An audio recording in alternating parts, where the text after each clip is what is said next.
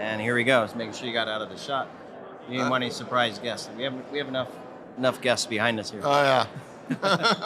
Charles. Hi. Good to see you, man. Great to see you. I'm excited to be here in San Francisco, Artistry Conference 2025. We're having a good chat about Coalfire, unless we can sneak in some music. I think I have a way to do that.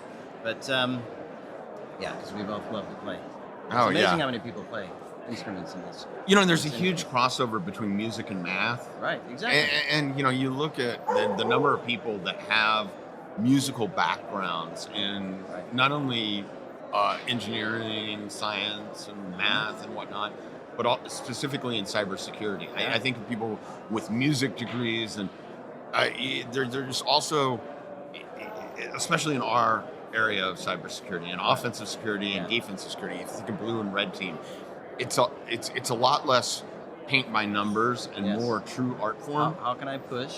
Yeah. What does the pull come back sound like or feel like or whatever?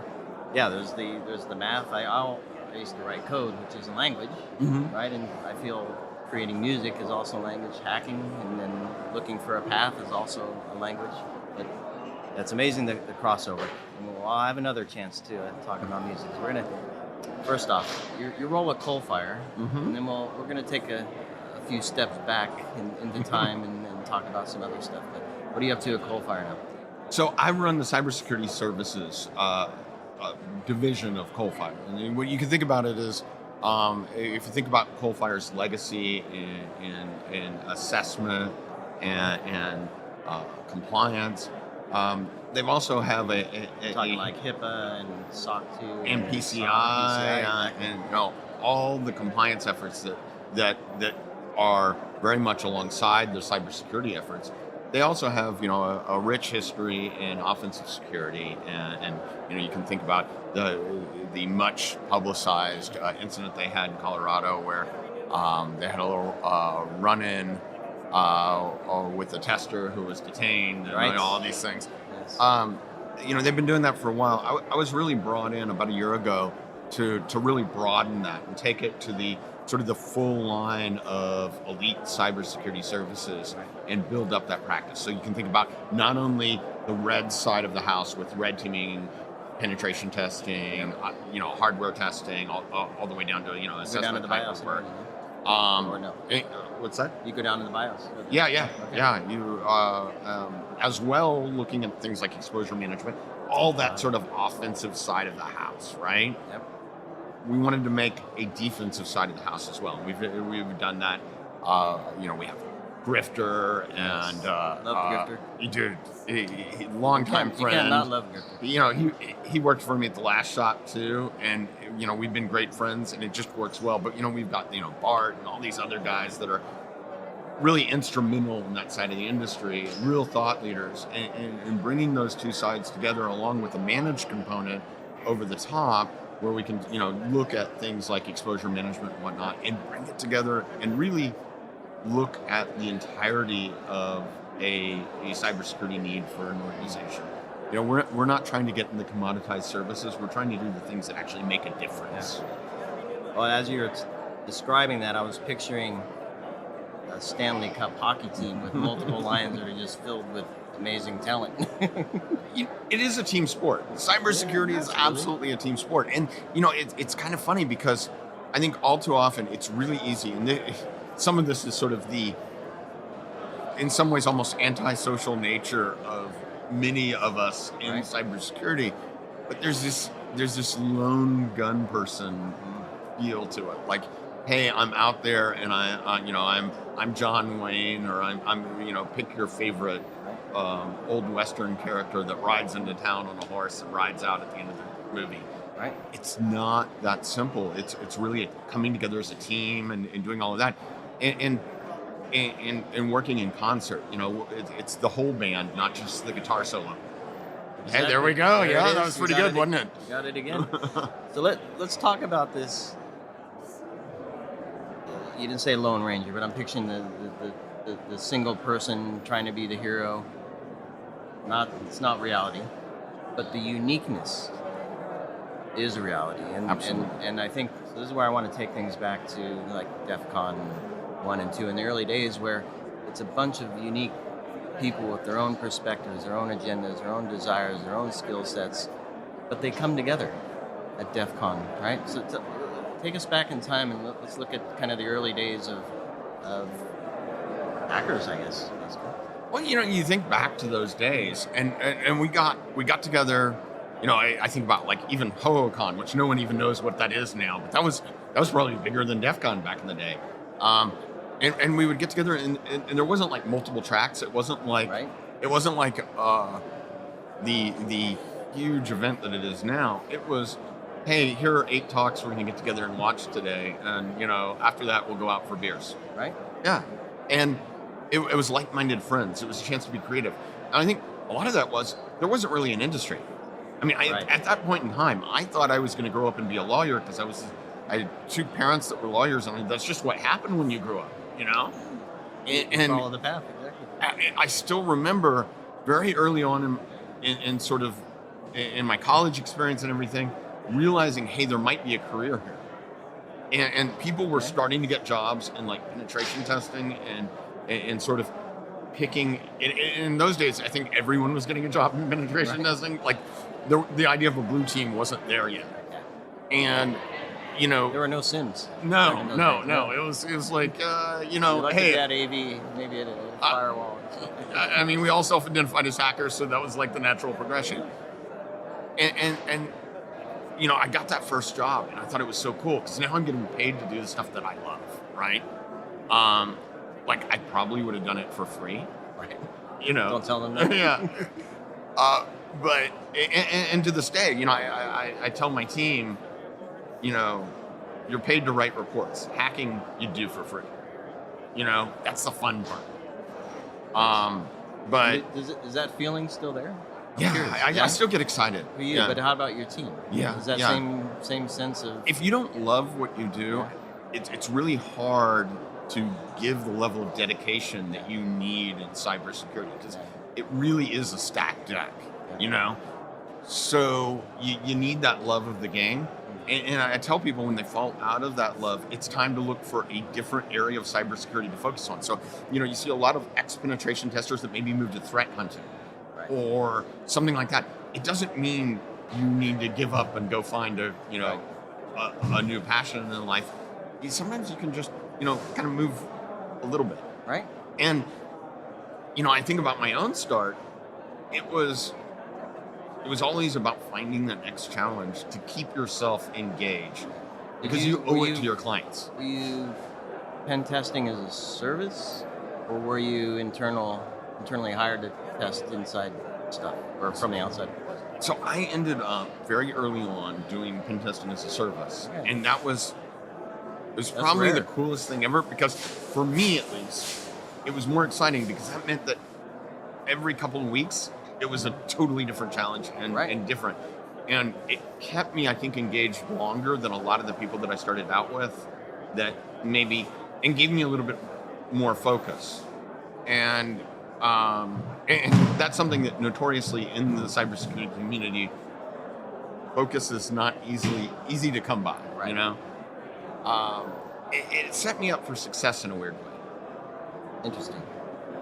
So I want to get into kind of the transformation of Coalfire, but I want to stick with your transformation and maybe the evolution of the role of cybersecurity or the people in cybersecurity.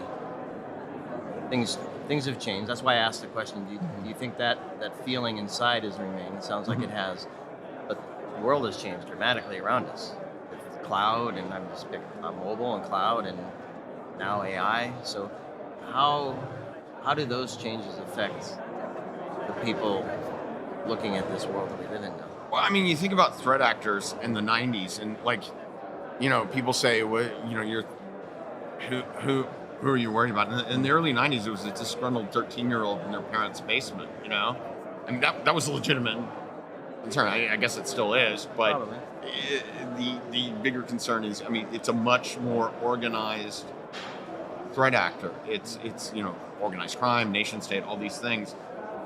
And I think about the evolution of the defenses of whether those be offensive or defensive security, all these things as they start moving forward. they were driven by that threat actor. Right. So, one of the things I strive for with my teams, and I really impress upon them the importance of this, is we need to be threat focused. We need to be threat centric. And if you look at evolution of the industry, you're really following that threat actor path, but in a way you're following it from the front. Is it easy to do? Following that path? Well, if you follow from the front, it is. Okay. If you get behind, okay, that's the problem. And so it's the anticipation of what's next. It's staying with research. And so part of that is selling your organization on, hey, it's not enough to catch up. We need to be at the forefront. We need to think about what's next. We need to really be engaged in research. And that's, by the way, another wonderful path to stay engaged as a practitioner. Yeah. Is saying, hey, get engaged in research. Yeah. Okay. Very cool. So I'm going to take a wild guess that that's probably linked to some of the evolution we've seen in Coalfire. Obviously, bringing you on a year ago to kind of build out the whole thing. But how has Coalfire services transformed over the past years as well? We've really tried to up-level and become more programmatic in the way we think about things. Meaning, how's that? Relate that to CISO listening. What does that mean for them? So, buying a test or engaging in a test is, that gets you a great outcome, but it's a one-to-one relationship, right? If you start looking at it as a testing program or a threat hunting program or a mission, that's when you're successful. Threat actors today are so much more complicated than they were, even 5 years ago. Okay. And they've really gotten to the point where they have efficiencies of scale, division of labor, all these things, such that if you're just doing a one-to-one relationship, you're already behind. I mean, you're setting yourself up for failure. So when you look at how do, from a top down, do we take all of these what were disparate services as recently in the not too distant past, at least, and make them work together so that you start to get a multiplicative impact from them, so that your threat hunting and your red teaming, purple teaming, whatever, and your testing, they all come together to affect an overarching security program, right? Right. And that also means that, we talked about the antisocial nature of security. Right. You can't be antisocial and win because, well, you got a lot of teams here. And we saw it, you think about the way the threat actors, access brokers as an example, right. where you went from someone who start to finish, it was the same criminal organization. Now you see criminal organizations maybe selling access to another criminal organization. You see specialization, you see division labors, people working together. And if we on the other side of the fence are not working together, we're setting ourselves up for failure. So clearly, you said got to be ahead of the game. So you and the Coalfire team are working hard on that, stay ahead of the threat actor, but also staying ahead of the changes in the business, I presume, as well. How do you see teams inside the organization, security leaders in particular, viewing the current state of their program, current state of the threat, current state of the risk their business faces? Are there signs that they're seeing that say, we can't do this ourselves, we need teams that have this insight and the view to things that we can't see and we're not staffed to see? I think almost universally you see that. But the difference is you see some that maybe feel a little bit overwhelmed, and others that have sort of that trusted outlet. Right. And there are a lot of ways that they tackle it. Some will try and piece together their own solution. Some are looking for a turnkey. I want to all from one house. What's important, though, if you're in that role, is whether you are making it programmatic or your vendor is making that programmatic. It's got to be programmatic. And, I think you are less and less seeing security owners who are saying, I'm going to just take 11 billion vendors and put it together. They're looking for a level of simplification. Right. And that's important because, Even the security tooling, it can expose. Yeah, you see someone you recognize. Yeah, the eye contact. It's inevitable. If you think about, like, if you bought a car in parts, that would be great for real automotive enthusiasts, I guess. But for your average driver, it would be way too complicated, and it would probably result in an unsafe vehicle. Yeah. So sometimes it's about picking the right way to make it programmatic, picking the right cohesive manner to put that car together, and making it work. And it's also about, what does good look like? How do I score that things are doing well? How do I even know? Because really, if your cybersecurity program, great. How many did I have? Right. How many did you not find? Yeah, I found 50% of my vaults. No one knows that. Right. What does good look like? Because really, what you're kind of pushing towards in security is the absence of something bad. Right. You know, the CISO's best day is when they go to sleep at a reasonable hour. How do you know that things are going well versus things are going poorly? And, you know, part of that is giving that to vendors like Coalfire, where we're saying, hey, this is how you know things are going well. And we're doing that, you know, both with our own offerings, but we also work with partners. We work with sort of the best of breed of the industry. When we see something helpful, we want to partner. And I don't mean integration there. Like, people in business, they confuse partnership more and data integration and intelligence. Yeah, I mean, true partners that work together. And, you know, to the degree we can do that with our own threat intelligence, with our partners' insights, and start to give, like, measurable success criteria to these, you know, owners of these missions that are entrusting us with the activity. I like it. What does good look like? How do we get there? The thing I'm thinking about now is, I mean, very technical, the work that you're doing. And you're working, I presume, with very technical people in IT and in security and operations and around that. Then there's the CISO that has to communicate the results of this stuff. So you said you can hack for free, or you're hacking for free. You Pay to write the report. To me, that report has to be actionable for the tech team, has to be actionable for the security leader, has to be actionable for the executive leadership team and the board to know we're on the right path. People are asking, they're also asking, what is good, and are we good? And if not, how do we get to good? And it's a multi-layered response there, right? So how do you help the executive team kind of get that answer? A lot of times it's providing threat context. You know, this threat actor group is using this TTP, you know, right, providing that level of detail. But it's also storytelling and enabling the storyteller. You know, the ancient people would gather around a campfire and tell stories, and those stories would be passed down.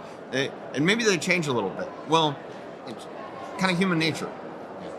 We want to make sure that our CISO is enabled to tell the story so that it has high fidelity and doesn't change. We want them to be able to speak just as if they're the one that found the flaw.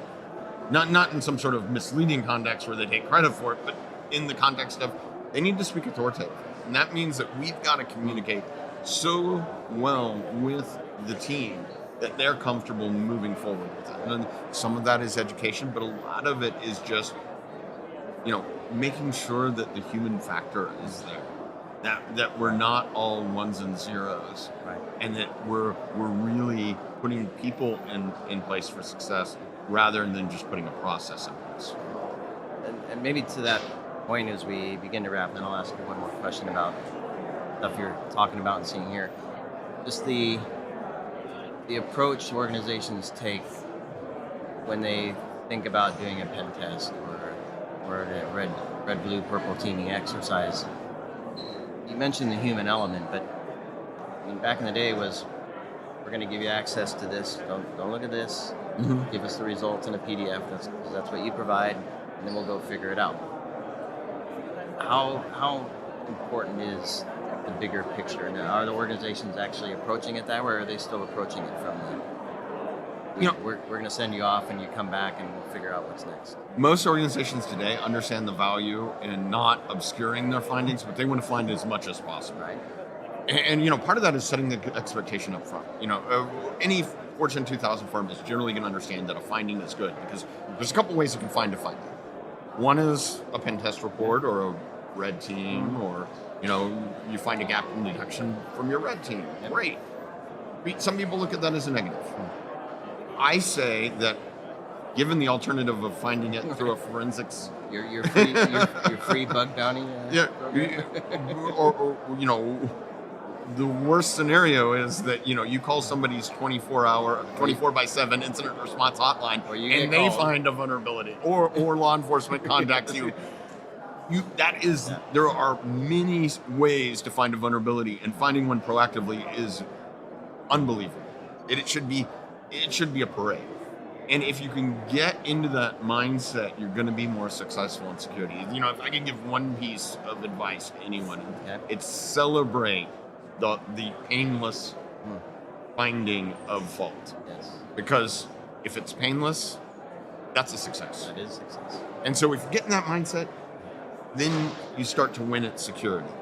Right. And so I find that most organizations get in that mindset pretty quickly, or they're already there today. Okay. But what I would say is that, some folks that may not be as well versed in security may need a little bit of hand-holding to get there.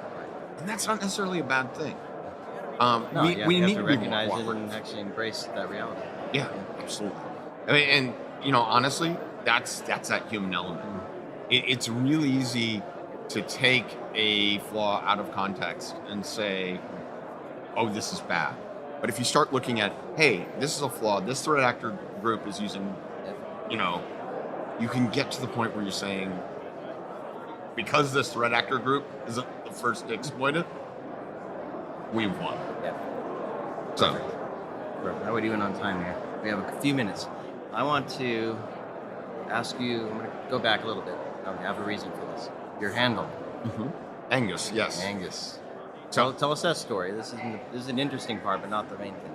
Tell us a story about Angus. Here's the thing. If you look at somebody's handle, it's essentially a look back into their, well, at least for the old school folks, it was, a look into the 13-year-old self, in so many years ago now. Not a couple years back. Yeah, a couple years back. I'm wiser now.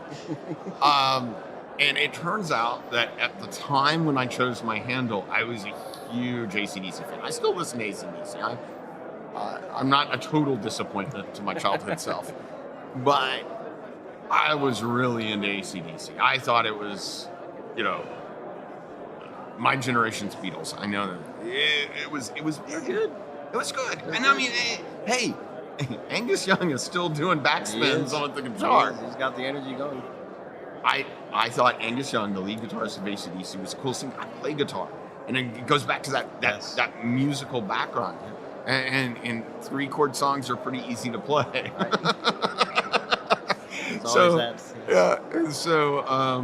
It turns out that, that's sort of a view into my background.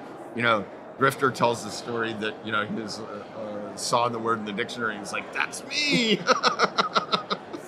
So that's how he got his handle. Yeah. But you look back at that sort of childhood naming convention, and when we get interns and they don't have handles, we often encourage them to take one out. I think it's a real rite of passage that I wish was still more prevalent in the security community. Yeah. I'm so glad you mentioned intern, because that's exactly where I was going to go with this. The building a team and keeping the skills, keeping the energy, keeping the love and the passion for it, keeping the rocking going. Yeah. We often hear there's a skills gap, and so how does Coalfire approach that? Because that's really your thing. Obviously, you have tools and services, technology to help. But how do you keep the team fresh? So it's a blend. A lot of it is going out, and obviously, I have a big Rolodex of people I know through the industry, through my work at the Black Hat Conference, to just my industry connections, people I've worked with previously. So I'm lucky enough to attract a lot of top tier talent to the team. So I have kind of an unfair advantage. Right. That's Okay, good. that's I don't shun it. But I love I'm lucky enough to have people that want to work with me. So that's great.